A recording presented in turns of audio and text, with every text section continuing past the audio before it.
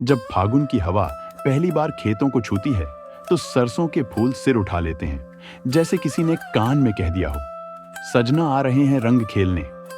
गांव की गलियों में दूर से ढोल की थाप सुनाई देती है और बच्चों की टोली आंगन आंगन दौड़ने लगती है। होली आई रे। ये बस रंगों का त्योहार नहीं, ये उस रिश्ते की रस्म है जो हमारी धरती और आकाश के बीच है। रंगों से, गानों से, हंसी से, आंसुओं से बना रिश्ता। उत्तराखंड के पहाड़ों में जब होली आती है तो बर्फ से ढके शिखर भी कान लगाकर सुनते हैं। यहाँ की होली बैठ की होली कहलाती है। गांव के चौपालों में हारमोनियम, ढोलक, मंजीरा और पुराने होली गीतों की महफिल जमती है। बूढ़े जवान सब मिलकर गाते हैं, खेलो रसिया होली गढ़वाली। हर गीत में कृष्ण की छवि बसती है और हर सुर में राधा का श्रृंगार झलकता है। पहाड़ों की हवा भी इन सुरों को पकड़कर नीचे मैदानों तक ले जाती है। उत्तर प्रदेश का रंग तो और भी चटक है। ब्रज की होली तो दुनिया भर में मशहूर है। बरसाना की लठमार होली देखो तो लगे जैसे राधा की सहेलियां कृष्ण से बीते बरस का हिसाब मांग रही हों। और वृंदावन में जब बांके बिहारी के मंदिर में फूलों की होली होती है तो वो फूल सीधे आत्मा पर गिरते हैं। गुलाब, गेंदा, टेसू के फूल हवा में उड़ते हैं और हर फूल में प्रेम की खुशबू बस जाती है। वहां की गलियों में कोई कहता है, कान्हा बरसाने में आए हैं, और पूरा गांव झूमने लगता है। लेकिन होली की कहानी सिर्फ रंगों की नहीं है। उसके पीछे वो धधकती आग है जिसमें बुराई का अहंकार जलकर राख हुआ था।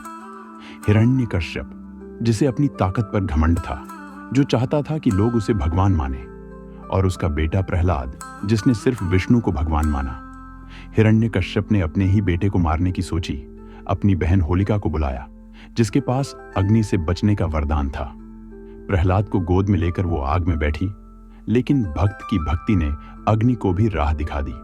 होलिका जल गई, प्रहलाद बच गया।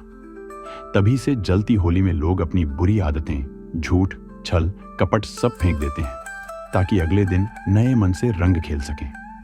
दक्षिण भारत में होली का रंग थोड़ा अलग है।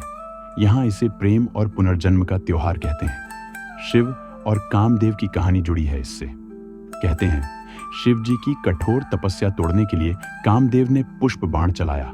शिव ने क्रोध में आकर उसे भस्म कर दिया। लेकिन प्रेम कभी मरता नहीं। शिव ने खुद कहा, कामदेव हर होली पर नया जन्म लेगा। इसलिए तमिलनाडु में होली को कामन पंडिगई कहते हैं, जहां लोग प्रेम और पुनर्जन्म दोनों का उत्सव मनाते हैं।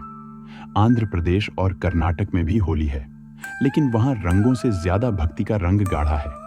गांव के मंदिरों में विशेष पूजा होती है। देवताओं को रंग चढ़ाया जाता है, जैसे खुद भगवान भी होली खेलने उतरे हों। लकड़ियों का बड़ा ढेर जलाकर होली का दहन किया जाता है। बुराई राख बन जाती है और भक्ति का प्रहलाद बच जाता है। वैज्ञानिकों की नजर में भी होली का रंग खास है। फागुन में मौसम बदलता है, ठंड से गर्मी की ओर। शरीर में कई तरह के बैक्टीरिया पनपते हैं। होलिका दहन की आग और उसकी तपिश उस वातावरण को शुद्ध करती है। पहले तो लोग होलिका की परिक्रमा कर उसमें गेहूं की बालियां भूनते थे। वो स्वाद ही नहीं, सेहत भी देता था। रंगों का विज्ञान भी कम दिलचस्प नहीं। पुराने समय में रंग फूलों, हल्दी, चंदन, नीम से बनाए जाते थे। टेसू के फूलों का रंग त्वचा को ठंडक देता था। नीम का रंग बैक्टीरिया मिटाता था। चंदन की खुशबू मन को ठंडा करती थी। तब रंग सिर्फ खेल नहीं, आयुर्वेद का हिस्सा भी थे। और होली का असली रंग तो रिश्तों में है। गांवों में होली से पहले पुराने झगड़े सुलझाए जाते हैं, गिले शिकवे मिटाए जाते हैं। बड़े बुजुर्ग आंगन में बैठकर अपने हाथों से बच्चों के माथे पर गुलाल लगाते हैं, जैसे कह रहे हों, बेटा बस यही रंग जीवन भर टिका रहे। बहुएं सास के पैरों में रंग डालती हैं और सास बहू के गाल पर। ये रंग सुलह के हैं, माफ करने के हैं, जोड़ने के हैं।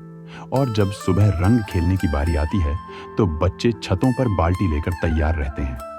नीचे से कोई निकले तो बस धप्प और पूरा रंगीन। फिर वही आदमी बाल्टी उठाकर पलटवार करता है और मोहल्ला रंग से तरबतर हो जाता है। ठहाकों में रिश्तों की नई गांठें बंधती हैं। दुनिया ने अब होली को सिर्फ रंगों का त्योहार समझा है, लेकिन हमारे लिए ये आत्मा का उत्सव है। जब गाल गुलाबी होते हैं तो मन भी हल्का हो जाता है। जब हाथ रंग से सराबोर होते हैं तो दिल भी खुशियों में भीग जाता है।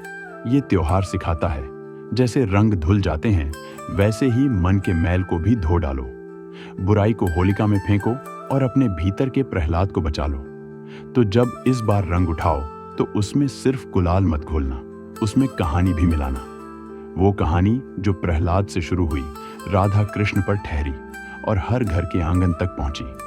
रंगों से नहीं, मुस्कान से रंगना, और ऐसा रंग लगाना जो अगले साल तक उतरे ही नहीं। क्योंकि होली सिर्फ त्योहार नहीं, ये उस मिट्टी की सांस है जिसमें प्रहलाद की भक्ति, होलिका की राख, कृष्ण की मुरली, राधा का प्रेम, शिव का ध्यान, कामदेव का पुनर्जन्म और गांव की चौपालों का सुर एक साथ बहता है। ये रंग रंग नहीं, पूरा जीवन है। तो चलो, इस बार होली में सिर्फ रंग मत खेलना, कोई पुराना झगड़ा भूल जाना, किसी भूले रिश्ते को फोन कर लेना और कह देना, चलो दोस्त, इस बार फिर से रंग चलाओ। होली है,